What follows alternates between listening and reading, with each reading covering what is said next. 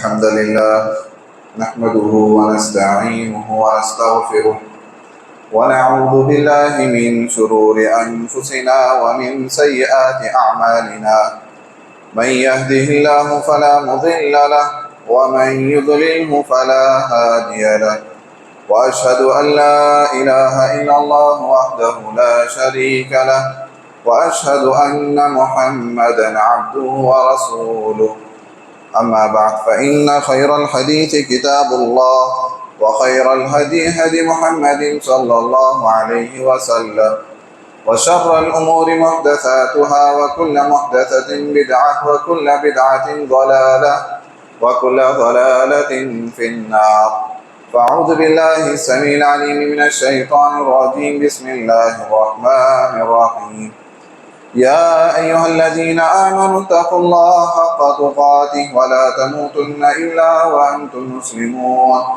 يا أيها الناس اتقوا ربكم الذي خلقكم من نفس واحدة وخلق منها زوجها وبث منهما رجالا كثيرا ونساء واتقوا الله الذي تساءلون به والأرحام إن الله كان عليكم رقيبا يا أيها الذين آمنوا اتقوا الله وقولوا قولا سديدا يصلح لكم أعمالكم ويغفر لكم ذنوبكم ومن يطع الله ورسوله فقد فاز فوزا عظيما.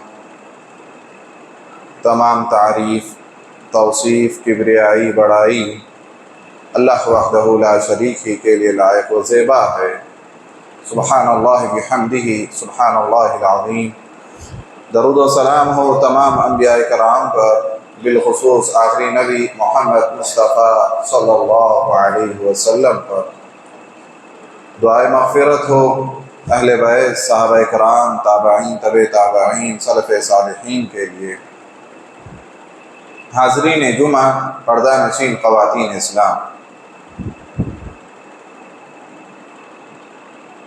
دین اسلام میں جتنے بھی معاملات ہیں 4 چیزوں پر مشتمل ہے.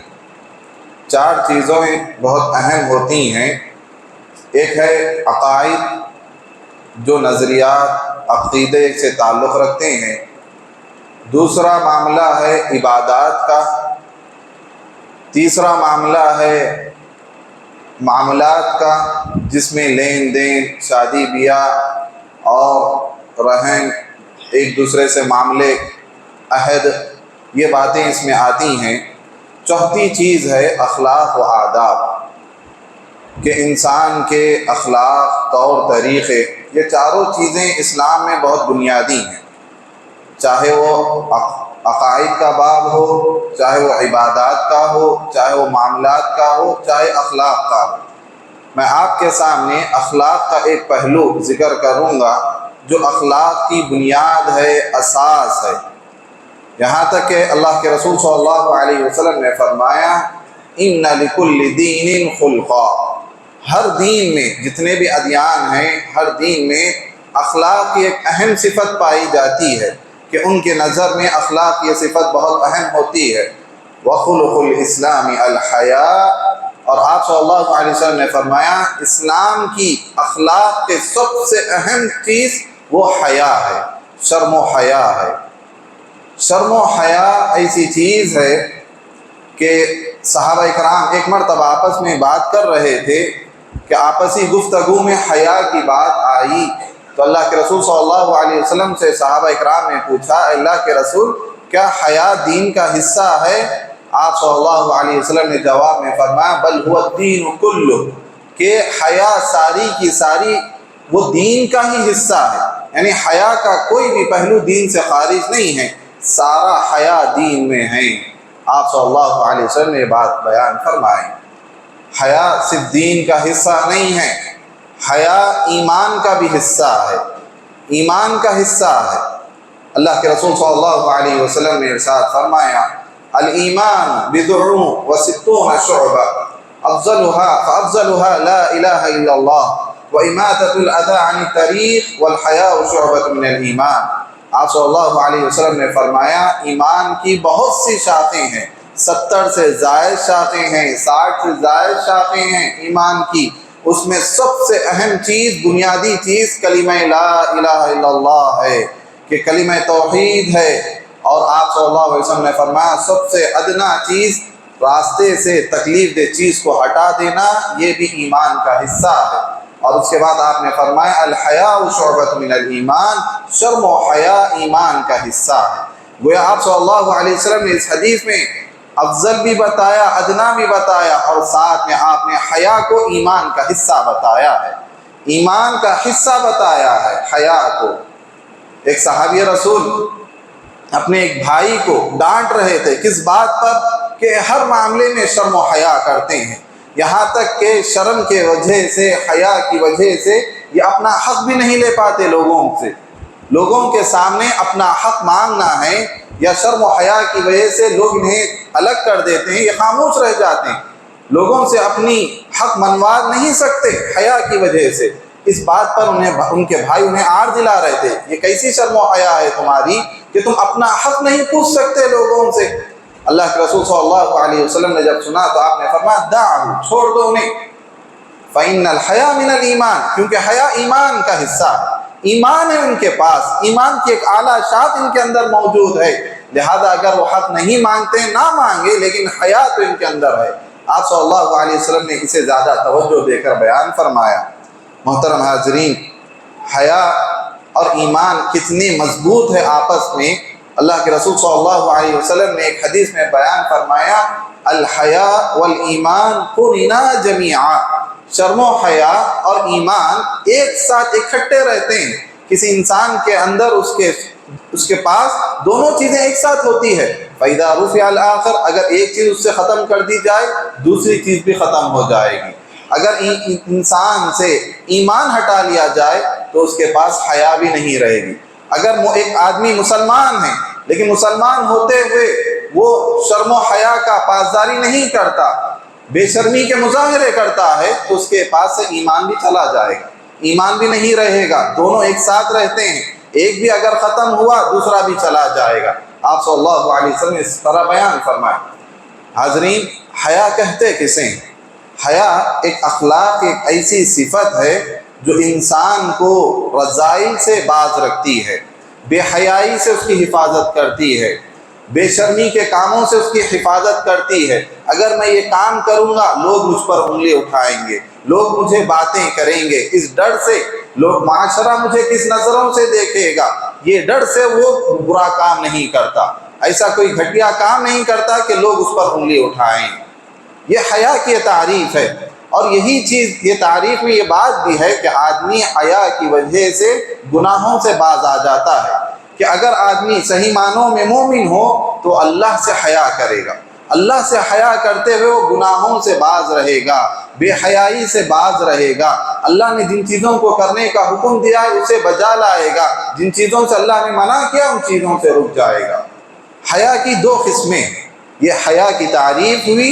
حیا کی قسموں میں دو قسمیں، ایک حیا ہے، ایک ہے فطری حیا، ہر انسان کے اندر پیدائشی سے وہ چیز آ جاتی ہے، جیسا کہ اپنے آپ کو، اپنی سطر کو، اپنی شرمگاہ کو چھپاتا ہے، ہر انسان چھپاتا ہے، یہ ایک فطری چیز ہے، یہ آدم علیہ السلام کے پاس پائی گئی، یہ ہماری ماں حوا کے پاس تھی، جیسا کہ اللہ تعالیٰ نے قرآن مجید میں آدم علیہ السلام کا واقعہ بیان کرتے ہوئے اللہ نے فرمایا جب اللہ تعالیٰ نے انہیں ایک درخت کے قریب نہ جانے کا حکم دیا لیکن یہ اس درخت کا پھل چکھ لیے، تو جیسے انہوں نے نافرمانی کی آدم علیہ السلام نے، اللہ تعالیٰ نے ان سے جنت کا لباس بھی چھین لیا اور انہیں جنت سے بے دخل کر دیا گیا، جنت سے باہر نکال دیا گیا۔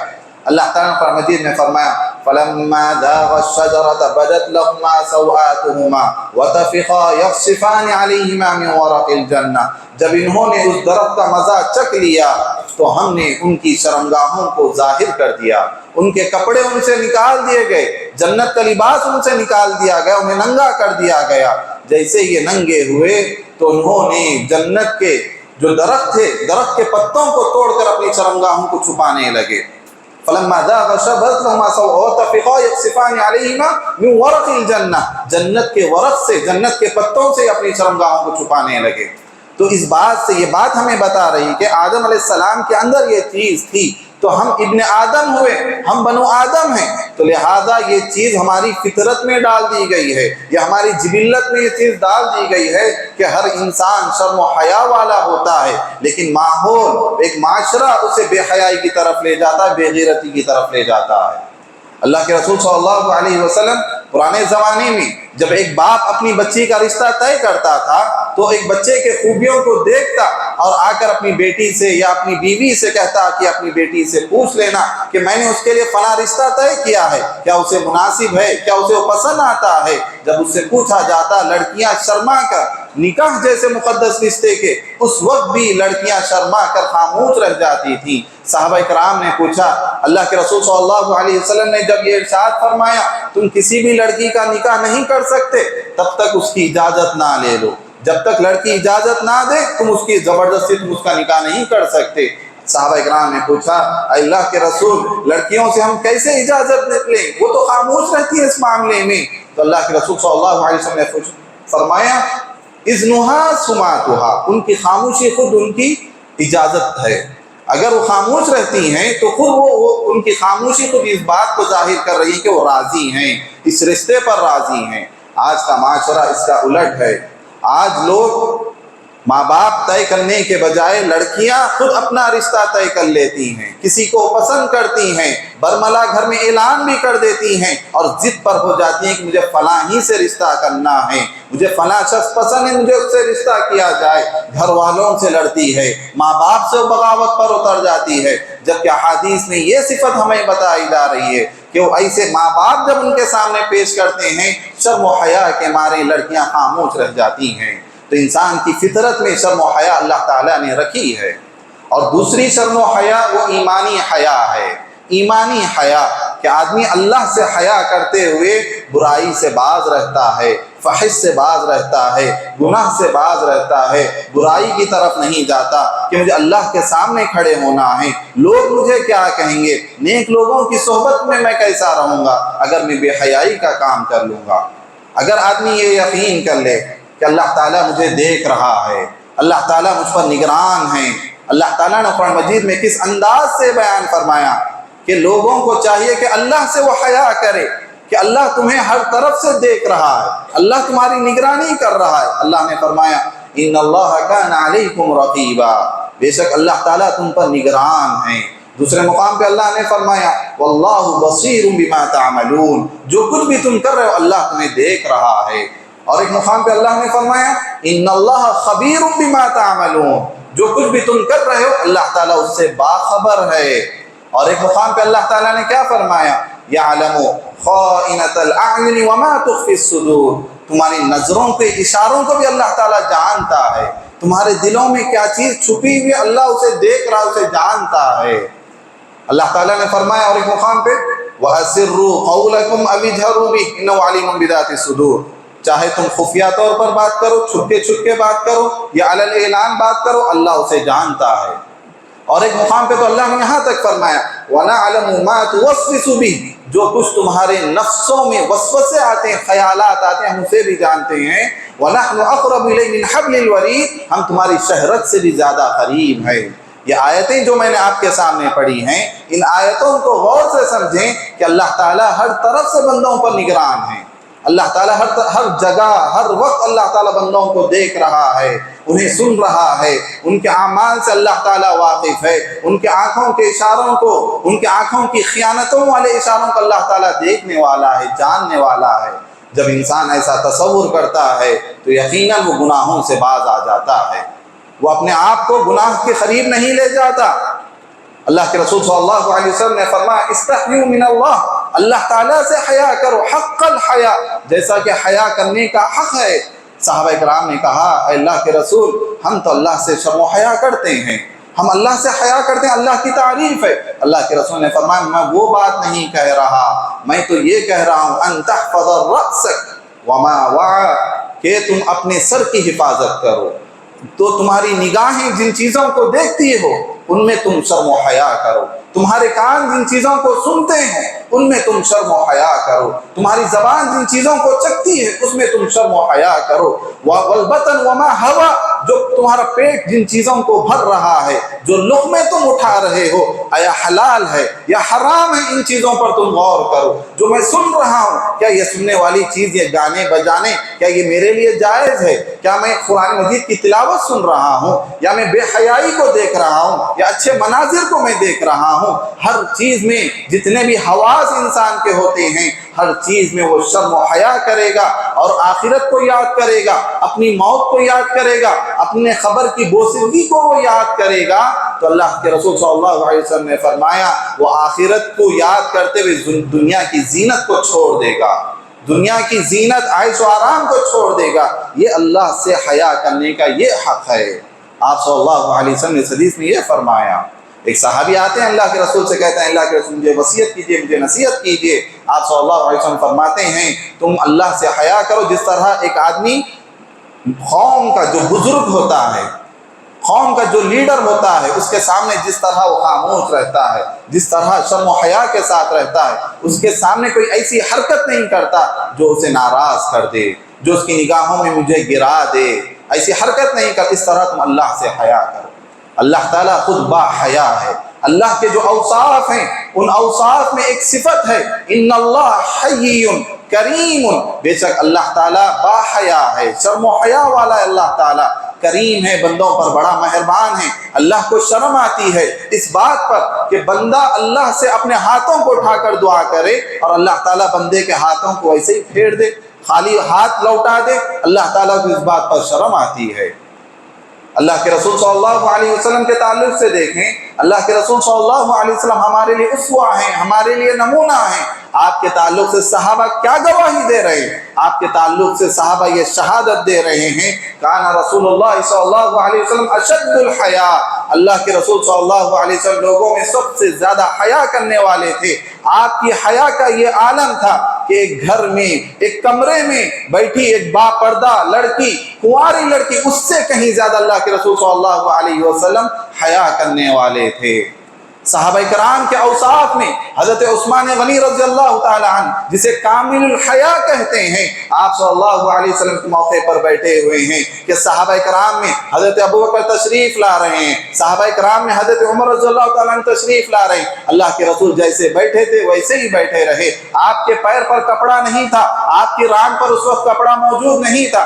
جیسے ہی حضرت عثمان آنے کی اجازت مانگتے ہیں، اللہ کے رسول صلی اللہ علیہ وسلم فوراً درست بیٹھ جاتے ہیں، اپنے کپڑوں کو درست کر لیتے ہیں، اپنی چادر کو ٹھیک کر لیتے ہیں۔ حضرت عائشہ رضی اللہ تعالی عنہا یہ منظر دیکھتی ہیں، پوچھتی ہیں اللہ کے رسول ابوبکر آئے آپ نے ایسا نہیں کیا، حضرت عمر آئے آپ نے ایسا نہیں کیا، لیکن جیسے عثمان نے اجازت مانگی آپ نے اپنے کپڑوں کو درست کر لیا۔ اللہ کے رسول صلی اللہ علیہ وسلم اس وقت جواب دیتے ہیں کہ میں ایسے شخص سے حیا نہ کروں جس سے فرشتے بھی حیا کرتے ہیں، فرشتے ان سے شرماتے ہیں۔ یہ صحابہ کرام کے یہ اوصاف اللہ تعالیٰ نے قرآن مجید میں، ان کے اوصاف میں اللہ کے رسول صلی اللہ علیہ وسلم یہ ارشاد فرما رہے ہیں۔ اللہ تعالیٰ نے قرآن مجید میں بہت سے انبیاء کرام کے واقعات ہمارے لیے بطور اسوہ، بطور آئیڈیل اللہ تعالیٰ نے بیان فرمائے۔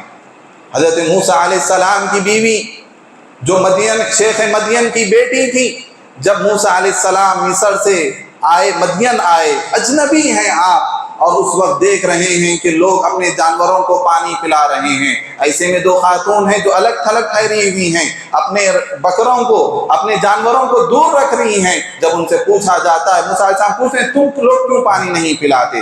وہ خاتون جواب دیتی ہیں کہ ہماری حیا اس بات کی اجازت نہیں دیتی کہ ہم مردوں کے شانہ بشانہ مل کر، ان کے ساتھ مل کر ہم اپنے جانوروں کو پانی پلائیں۔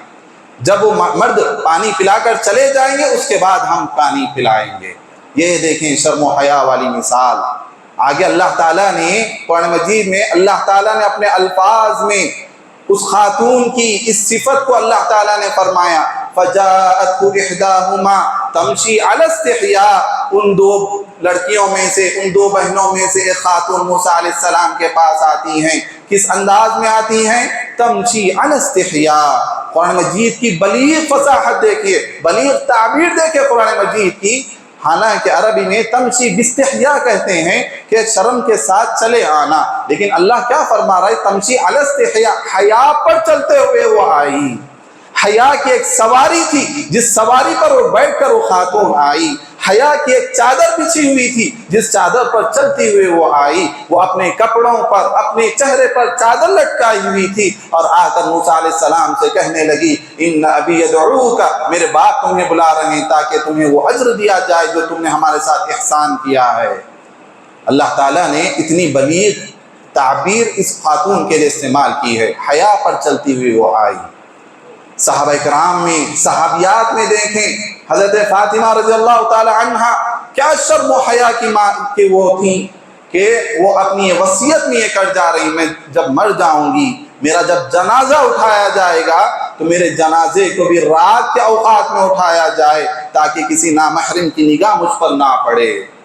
حضرت عائشہ رضی اللہ تعالی عنہ جب تک وہ اللہ کے رسول صلی اللہ علیہ وسلم کی خبر آپ کے کمرے میں ہی تھی، اس کے بعد پھر حضرت ابو بکر کی خبر وہاں پر آئی، اس کے بعد پھر حضرت عمر کی جب وہاں پر خبر آئی، اس وقت حالانکہ آدمی مر چکا ہے، ایسے وقت میں ان کی شرم و حیا کا یہ عالم تھا، جب کبھی اس خبر کے پاس ہے، یعنی ان کا کمرہ بھی وہیں تھا، خبریں بھی وہیں تھی، تو اپنے کمرے میں اس انداز سے رہتی کہ ہمیشہ چادر اپنی سر پر ڈھانپ لیتی تھی۔ وہ فرماتی ہیں پہلے میرے شوہر تھے، اللہ کے رسول تھے، یہ میرے والد تھے حضرت ابو بکر تھے، مجھے فرق نہیں پڑتا تھا، لیکن یہ حضرت عمر کی خبر ہے، وہ میرے لیے نامحرم ہیں۔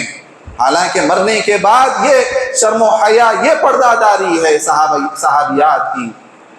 اللہ کے رسول صلی اللہ علیہ وسلم ایک صحابی حضرت اسماء بنت ابی بکر آپ صلی اللہ علیہ وسلم کی سالی لگتی ہیں، ایک مرتبہ دیکھتے ہیں کہ وہ اپنے گھر سے مدینہ سے دور ایک مقام پر حضرت زبیر جو ان کے شوہر تھے، ان کا ایک باغ تھا، وہاں سے کچھ کھجوریں، کچھ گٹلیاں اٹھا کر لاتی تھی اور اپنے گھوڑے کو، اپنے اونٹ کو کھلاتی تھی اور اتنی دور تک وہ پیدل سفر کر کے جاتی تھی۔ ایک مرتبہ اللہ کے رسول صلی اللہ علیہ وسلم چند صحابہ کرام کے ساتھ آ رہے تھے، آپ نے دیکھا کہ حضرت ابو بکر کی بیٹی ہیں، پیدل اپنے سر پر ایک تھیلی رکھ کر آ رہی ہیں، تو اللہ کے رسول نے کہا، اپنی اونٹنی کو نیچے بٹھا دیا، کہا کہ تم اس پر سوار ہو جاؤ، تو وہ شرمانے لگی، شرم و حیا کی وجہ سے وہ پیچھے ہٹنے لگی اور وہ کہنے لگی فاستحییت ان اسیر مع الرجال، مجھے بات اجازت نہیں دیتی، میری حیا اس بات کی اجازت نہیں دیتی کہ میں مردوں کے ساتھ اونٹ پر سوار ہو کر جاؤں، وہ قافلے میں دوسرے مرد بھی ہوں گے، مجھے بات اجازت نہیں دیتی کہ میں،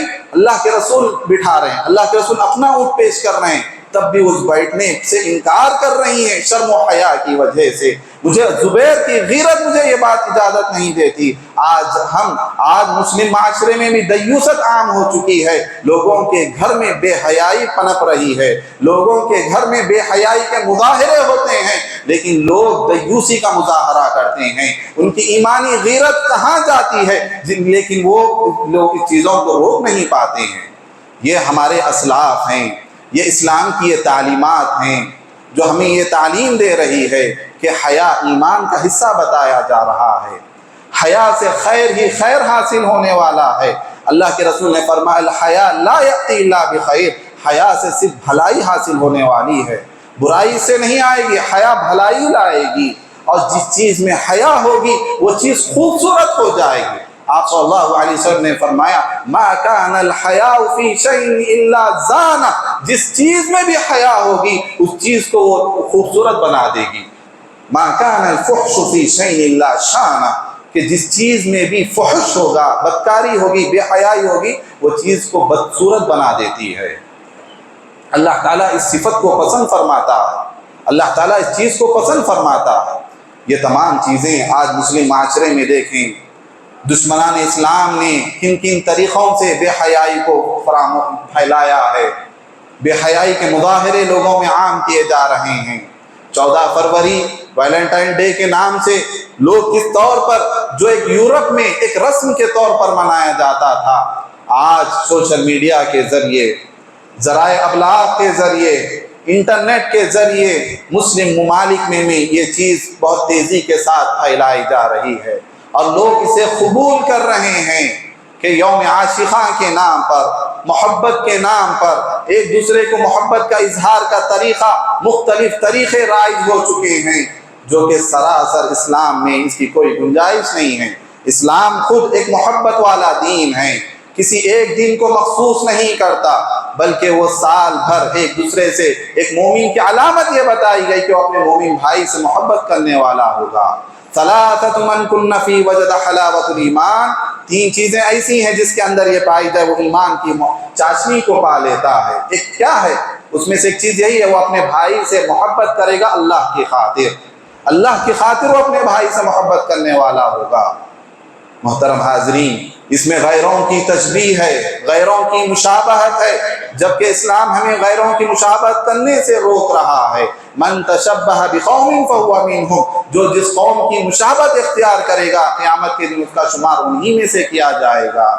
یہ دن ویلنٹائن کا دن یہ جو ہے بے حیائی والا دن ہے، اس میں بے حیائی کو عام کیا جا رہا ہے، جبکہ اسلام ہمیں حیا کا پیغام دے رہا ہے، جبکہ اسلام ہمیں حیا کی تعلیم دے رہا ہے، جبکہ یہاں بے حیائی کو پھیلایا جا رہا ہے، بے حیائی کی لوگوں کو دعوت دی جا رہی ہے، اختلاط مرد و زن کی دعوت دی جا رہی ہے، ایسے بچوں کو محبت کی تعلیم دی جا رہی ہے، جبکہ ان عمر میں وہ عمر جو 10 سال 11 12 سال کی عمر ہوتی ہے، جو اسکول میں تعلیم حاصل کرنے کی عمر ہوتی ہے، تعلیم کا شوق ان کے دلوں میں بٹھایا جانا چاہیے، لیکن ایسے موقعوں پر انہیں محبت کے تعلیمات دی جا رہی ہیں۔